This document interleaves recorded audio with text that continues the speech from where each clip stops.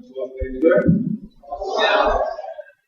Je suis très content d'être avec vous à nouveau pour continuer notre conférence sur le protestantisme en Haïti. Et ce soir, nous allons nous concentrer sur le baptisme en particulier.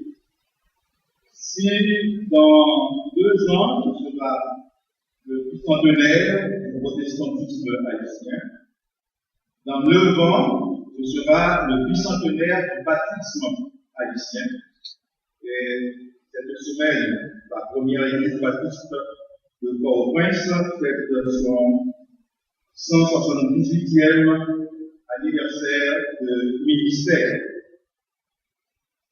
Il y avait un missionnaire de l'église, de la première église de Jacmel, Ebenezer de Jacmel, qui a le missionnaire Ebenezer Francis, qui a dit que Haïti, c'était en 1847, il a dit Haïti, libéré de l'esclavage par l'épée de l'homme, reste à être libéré de l'esclavage du péché et de Satan par l'épée de l'esprit.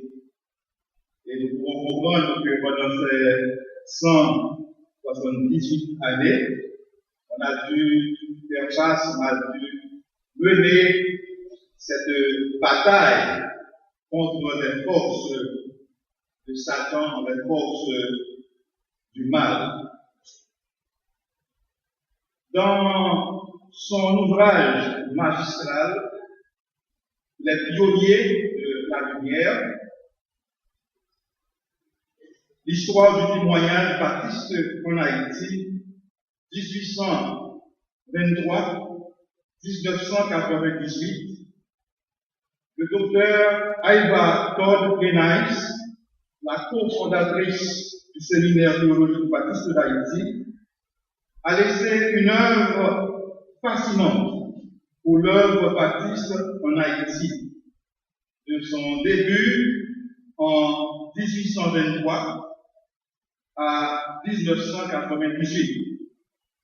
Madame Kenais s'est servie de sa thèse de doctorat à Colgate Rochester University School de Rochester, New York, pour publier cet ouvrage hors pair. Elle mourut le 31 janvier 1999, juste quelques 4 à 5 mois après la publication de son ouvrage. Cet ouvrage a été traduit de l'anglais. Sa thèse de doctorat a été faite en anglais et c'est une traduction de son ouvrage qui est ici. Le 22 juin 1823, Thomas Paul arriva au Cap Haïtien sur le navire Alert en provenance de Boston, Massachusetts.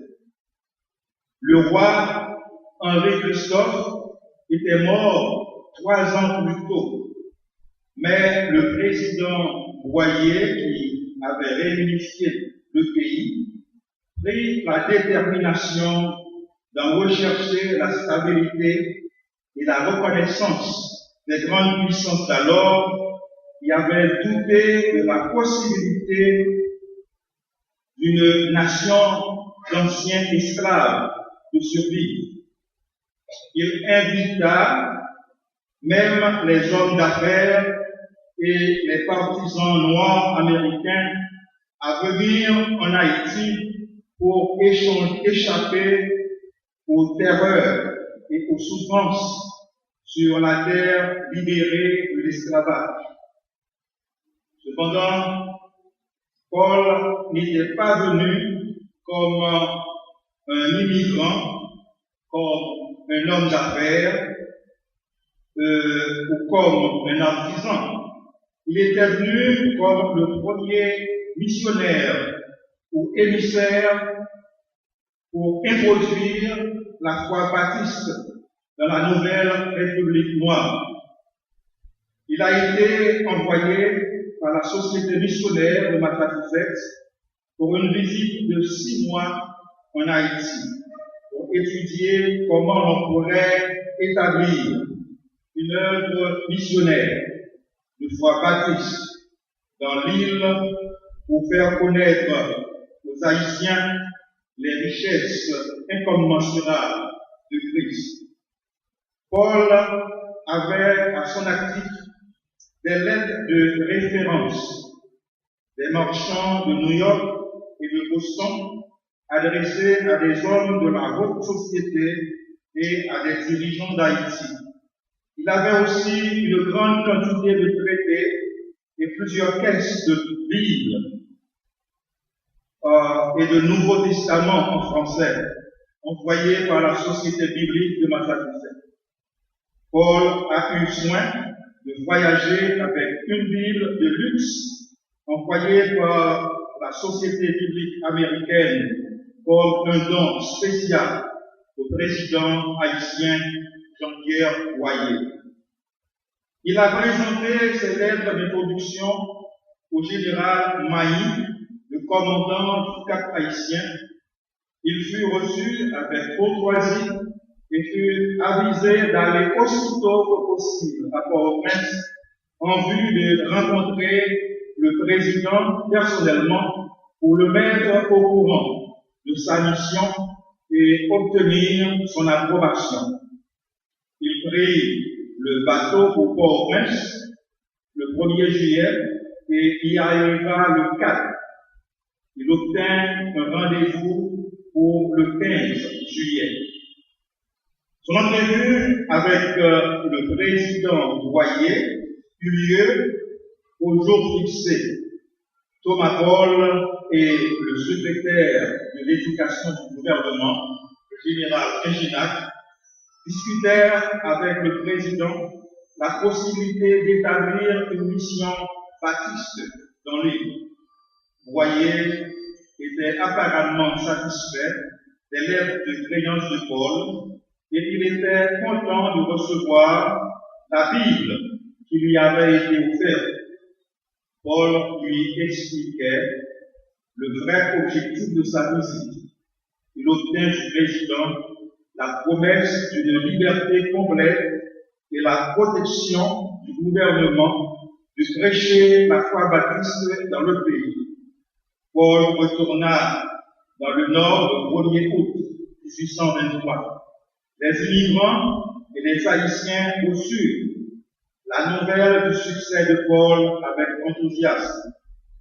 Il loua une maison au Cap et il commença immédiatement à tenir des services. Il passait ses jours à prêcher et à visiter les familles du Cap haïtien. Il prêchait à l'aide de l'interprète. Trouvant plusieurs immigrants qui professaient déjà la foi chrétienne, il les réunissait et célébrait le repas du Seigneur avec eux. Réalisant que plusieurs de ceux qui assistaient à ces services étaient prêts pour le baptême, très tôt, un matin de décembre, il conduisit son service de baptême à la mer près des ruines du palais de Pauline Bonaparte. Un silence profond régnait dans l'assemblée qui se tenait sur la plage, tandis que Paul plongeait solennellement chaque candidat dans l'eau. C'était le premier baptême baptiste et haïtien. Juste avant le départ de Paul pour les États-Unis, le président Boyer et le général Inginac visitèrent le Cap. Inginac prit la main de Paul et lui dit qu'il regrettait de le voir partir. Paul reprit le bateau pour retourner aux États-Unis le 25 décembre 1823. À son retour aux États-Unis, Il a donné son rapport à la société et il espérait qu'elle ferait la suivie, mais il n'arrivait pas à les convaincre. Paul avait suggéré à la société missionnaire qu'il allait payer de sa poche pour 2 jeunes étudiants de Dartmouth College de prendre des leçons de français afin qu'ils soient prêts pour aller en Haïti pour continuer l'œuvre qu'il a commencée. Mais la société n'a pas répondu à sa requête. Il voulait bien retourner en Haïti pour continuer le travail qu'il a commencé. Cependant, il a trouvé la mort en 1831. L'introduction du baptême en Haïti par Thomas Paul a été faite avec enthousiasme. Cependant, l'œuvre a connu des années de silence. La société missionnaire unie essaya de maintenir le contact avec les immigrants et ont envoyé William Pennington et Benjamin Hughes pour les immigrants baptistes anglophones. Ils ont œuvré de 1825 à 1827 et ont laissé le pays. En 1824, William Wainwright, un immigrant baptiste résident à Jérémie, sollicita dans la revue Missionary Herald l'envoi en Haïti d'un missionnaire pouvant s'exprimer en français. Mais sa demande n'avait pas été prise en considération. Il a fallu attendre jusqu'en 1835, le 18 mai 1835, pour saluer l'arrivée à Port-au-Prince du missionnaire William Monroe, celui qui, en 1836, allait jeter les bases de la première église baptiste de Port-au-Prince. En cette même année, 1836, James Brown, un missionnaire baptiste de l'Angleterre, a visité le Cap et il a écrit à Monroe pour lui dire de ne pas négliger cette ville. Et cependant, le travail était très dur pour Monroe dans la capitale et les autres parties de l'Ouest. En 1844 et 1845, d'autres missions baptistes sont arrivées en Haïti. La American Baptist Free Mission Society et la mission baptiste de l'Angleterre ont envoyé des missionnaires à Jacmel.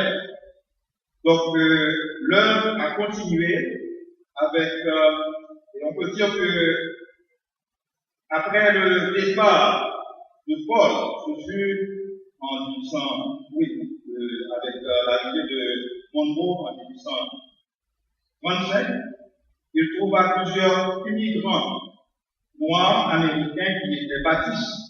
Et c'était avec eux qu'il établissait la première église baptiste de Port-au-Prince en janvier 1836. Entre-temps, le cap et le travail de Thomas Paul dans cette ville étaient complètement oubliés. En 1836, comme j'avais dit tout à l'heure, Bond avait visité le Cap haïtien et a écrit à Monroe pour lui demander de prendre soin de la ville du Cap haïtien. Donc, pendant cette époque, il y avait un moment de stabilité, un moment de silence dans l'œuvre baptiste. Mais avec l'arrivée de Monroe et d'autres immigrants comme Arthur Essex Warren en 1844 de la American Baptist Free Society et les baptistes de l'Angleterre, on a commencé par voir une période de stabilité dans l'œuvre en Haïti. Donc, Arthur Essex Warren, un missionnaire noir, un immigrant noir américain, baptiste, Il a fait des travaux extraordinaires dans le nord d'Haïti, soit à Dondon, à Saint-Raphaël et à la Grande Rivière du Nord. Et les missionnaires de la American Baptist Mission Society étaient concentrés surtout à Port-au-Prince. Après, on a vu l'arrivée des baptistes de l'Angleterre, de la Société missionnaire baptiste de Londres, qui a envoyé les époux Ebenezer Francis et Martha Harris. Ebenezer Francis était débarqué à Jacmel et a commencé l'œuvre à Jacmel. On a de 1873 à 1973, on a vu une période de croissance et d'extension du baptisme en Haïti. Cette période est marquée avec la fin du travail de la Société baptiste de Londres en Haïti et l'arrivée des baptistes jamaïcains. En avril 1976, les baptistes de Londres avaient envoyé John Hoomer comme missionnaire. Il a commencé un bon travail à Petit-Goire et à Grand-Goire, mais il mourut de fièvre. En avril 1876, la société envoya un Italien comme missionnaire, Alexander von Papenburg, dans son ministère à Jacmel. Il gagna le jeune Cyril Lérisson, qui devint un leader baptiste remarquable dans le sud d'Haïti. Mais la Société missionnaire de Londres a demandé à Papenburg de laisser Haïti pour donner sa place à Bowie, un missionnaire jamaïcain. En 1885, la Société missionnaire baptiste de la Jamaïque a accepté de prendre la place de la Société missionnaire baptiste de Londres en Haïti. Donc, on a vu plusieurs déploiements de missions qui sont arrivées en Haïti à partir de 1873. Et pendant l'époque allant de 1892 à 1915, parmi les deux missionnaires indépendants, Jenny Maxwell et Elma, la foi baptiste était maintenue et répandue par des leaders haïtiens de pointe. Les principales figures de cette période furent Métellus Bénard, Sadrach Hippolyte, Lucius Hippolyte, Pierre Cyril Lérisson, et donc on a cité Elima, qui était un missionnaire avec qui a travaillé et à Côte du Nord, et qui a donné naissance à votre ancien pasteur de Béma. Et il y avait dans le Nord-Ouest, on dit à Jean-Jacques, il a fait le ministère à Port-de-Paix et au Cap haïtien. Donc c'était des leaders, par exemple, à part Denis Masquet et Elima, qui étaient des étrangers, mais l'œuvre a continué avec des haïtiens de pointe. De nouvelles sociétés missionnaires sont arrivées en Haïti. D'abord, la société missionnaire Lot Carré, qui est de foi baptiste, et la American Baptist Mission Society. Donc, c'est de cette mission que dépend la Convention baptiste d'Haïti. Donc, le premier représentant de la American Baptist Mission Society, c'était Arthur Wood, qui a été remplacé par Charles Stanford Kelly, qui avait la responsabilité de l'œuvre pendant plusieurs années, et après quoi nous avons vu d'autres missionnaires comme Harold et Ivor Inais qui ont commencé le séminaire théologique baptiste d'Haïti en 1947. Et d'autres anciens leaders indigènes qui ont collaboré avec la American Baptist Mission Society sont Gerson Toussaint, Fléchier La Rivière, Solon Gabo, Saint-Armand Gabriel, Jean-Sénis Lange, Léon Jacques Salvan, Ruben Mar, Christian Lespinache, Mademoiselle Edith Robinson, Ludovic Saint-Par, etc. En 1864, les Haïtiens qui travaillaient avec la mission baptiste étrangère, American Baptist Mission Society, ont fondé la Convention baptiste d'Haïti.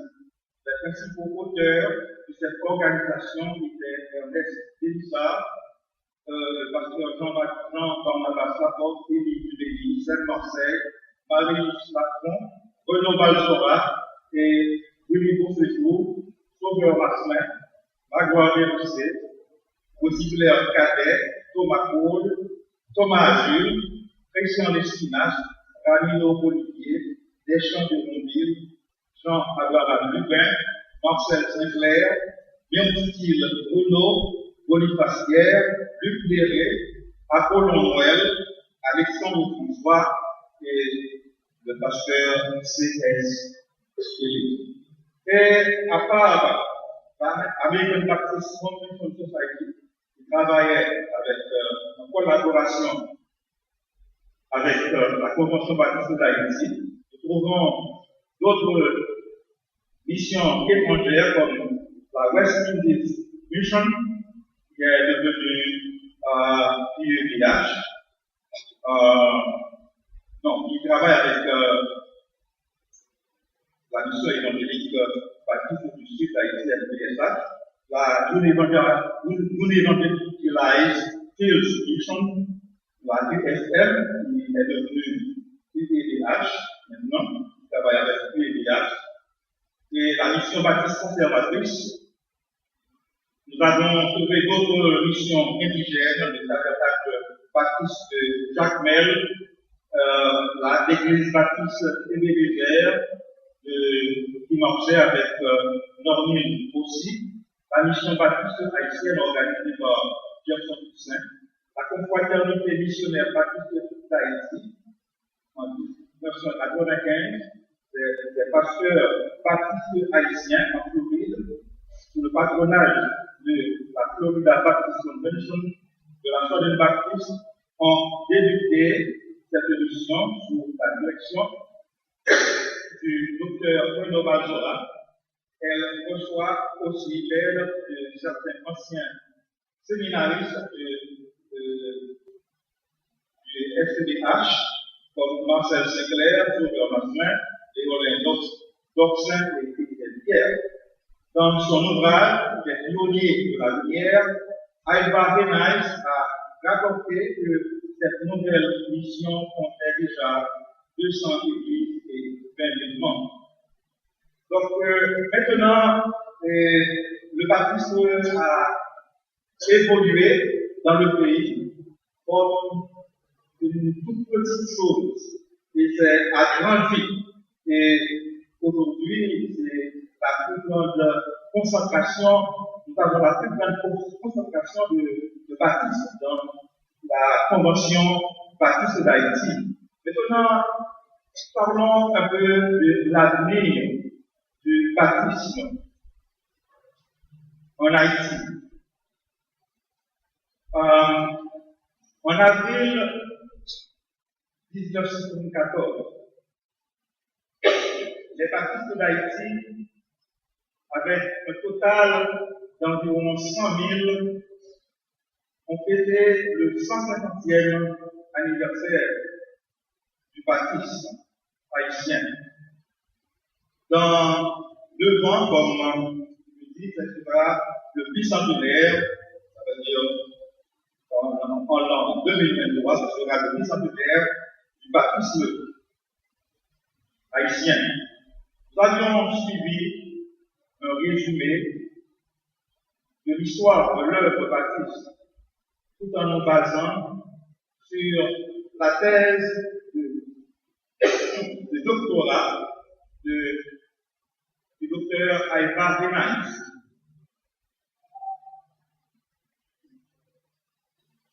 Il est un fait indéniable que le baptisme haïtien progresse considérablement, malgré les persécutions du passé. Par exemple, à l'époque de la guerre des Caco, et des piquets. On a dit que le pasteur Elima, au cours du Nord, avait des problèmes sérieux avec pendant cette guerre entre les capots et les piquets. Et il a pu sauver sa vie de justesse dans cette guerre. Les baptistes continuent à gagner du terrain dans le pays.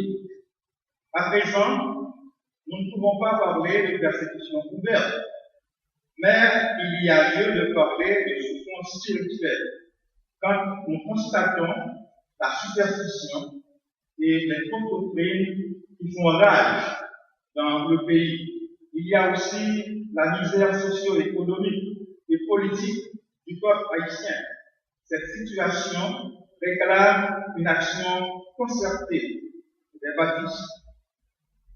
En ce début du XXIe siècle, ce qui rend l'auteur perplexe, c'est le manque de collaboration de nos leaders, missions et églises baptistes dans un si petit pays. Comme un baptiste, je n'encourage jamais une organisation baptiste uniforme pour le pays, mais une union ou une alliance baptiste haïtienne qui donnerait plus de force et qui rendrait notre témoignage plus vivant est mon plus grand souhait. En 1897, 7 pasteurs baptistes, Hippolyte Lérisson, Voltaire Domont et Métellus Ménard, Elima, Georges Angus et Moury avaient organisé une première union baptiste pour pouvoir faire le travail d'évangélisation systématique dans le pays. 44 ans plus tard, en 1941, une autre union baptiste a été formée sous le leadership de Péchier Lamiguière et Hector Pau. Leur organe de liaison fut Le Courrier, mais malheureusement, cette union a été dissoute en 1964 sous la pression constante de certains frères étrangers pour des raisons inconnues. En 1983, par la suite d'une consultation sur le développement organisé par l'Alliance baptiste mondiale au séminaire théologique baptiste d'Haïti, les délégués présents avaient considéré la possibilité de reformer l'Union baptiste. On a eu la première réunion ici à la première église baptiste de Port-au-Prince en juin de la même année. On avait projeté une autre réunion pour octobre, mais malheureusement, elle n'a pas eu lieu. Tout en fonctionnant comme des missions et des églises baptistes autonomes, il est urgent que nous nous mettions ensemble à un certain degré pour l'évangélisation systématique et effective des âmes perdues en Haïti. Tout comme l'on avait une fédération des jeunes baptistes haïtiens, une fédération ou alliance des baptistes haïtiens est à souhaiter le plus tôt possible. Dans le monde baptiste actuel en Haïti, nous avons des agronomes, des ingénieurs, des médecins, des théologiens, des avocats, des normaliens, des écrivains, des ethnologues, des sociologues et tant d'autres cadres. Un front commun des baptistes haïtiens, tant en Haïti qu'à l'étranger, avec ces éléments d'élite comme base de progrès de fortifier la foi baptiste en Haïti.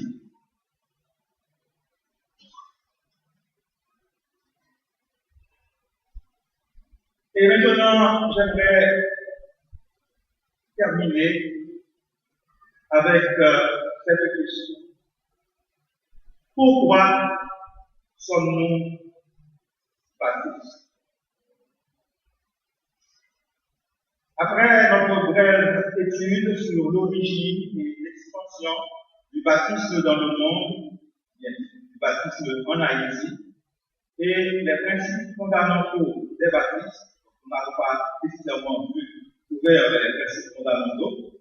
Il serait bon de dire, en résumé, pourquoi nous sommes baptistes et non méthodistes, non nazaréens, non presbytériens, non pentecôtistes, non catholiques romains. Nous sommes baptistes parce que dans leur effort pour rester fidèles aux principes bibliques du baptême des croyants et aux principes fondamentaux du Nouveau Testament, nos ancêtres ont été appelés baptistes comme un signe de mépris et de condamnation. Ce nom nous a été transmis en héritage et nous en sommes fiers parce que nous tenons toujours à ces mêmes principes bibliques. Nous sommes baptistes parce que, comme nos ancêtres, nous croyons dans le symbolisme du baptême des croyants et dans le symbolisme de la Sainte Seine. Et avec la Bible comme guide, nous rejetons l'idée anti-biblique que certaines églises et certaines dénominations attachent à ces ordonnances. Nous rejetons l'idée que le baptême peut effacer ou laver les péchés de quelqu'un. C'est une prétention anti-biblique. Seul le sang de Christ peut nous purifier de nos péchés. Nous sommes baptistes parce que la Bible est notre seule autorité en matière de foi ou de conduite chrétienne et non un remplacé de l'Église, un visionnaire ou la tradition. Nous sommes baptistes parce que, comme nos ancêtres, nous croyons en la seigneurie de Jésus-Christ sur son Église, laquelle est décrite dans le Nouveau Testament comme une force spirituelle, et nous rejetons l'idée que cette Église soit dirigée par un chef ou plusieurs chefs terrestres qui agissent en prince ou en maître et non en simple serviteur. Nous sommes baptistes parce que nous croyons dans le sacerdoce des croyants. Nous n'avons pas besoin d'un prêtre, d'un saint patron, d'un ancien ou d'un autre homme quelconque pour se présenter devant Dieu pour nous. Nous pouvons aller directement à lui par la prière. Nous sommes baptistes parce que, comme nos ancêtres, nous croyons dans la simplicité du culte, la liberté chrétienne, la séparation de l'Église avec l'État, l'autonomie de l'Église locale. Et nous rejetons les cérémonies extérieures, le légalisme et les contraintes ecclésiastiques, la dépendance économique et administrative de l'État ou une autre organisation extérieure quelconque. Nous sommes baptistes enfin par conviction et nous resterons baptistes jusqu'à la fin. Comme nous avons souligné au début de notre étude, nous n'avons pas la prétention d'être les seuls à faire partie de l'Église de Jésus-Christ ou du royaume de Dieu, comme le prétendent certains groupes. Cependant, nous voulons assurer à qui veut l'entendre que notre organisation, notre doctrine, notre dénomination et nos églises locales sont basées sur la Bible et sur les principes herméneutiques et exégétiques solides. Et nous sommes bien armés pour donner une réponse à quiconque nous demande une raison de notre foi. Merci. Je dois vous dire que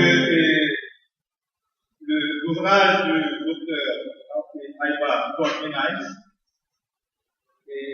rapporte en détail l'origine, bien le début de l'œuvre baptiste en Haïti de 1823 à 1998, à la veille de sa mort. Parce que ça rapporte soit uniquement l'histoire du baptême en Haïti. Et ce petit livre que moi j'ai écrit, c'est faire une sorte de résumé. Donc, on a rapporté l'histoire du baptême en général, de leur baptême dans le monde. Et puis, un résumé de leur baptême en Haïti. Mais cependant, ça donne l'histoire générale du baptême, ça donne seulement l'histoire de leur baptême en Haïti. Et je dirais que c'est un autre baptême pour chaque baptême ouvert. Ce serait bon d'avoir les deux.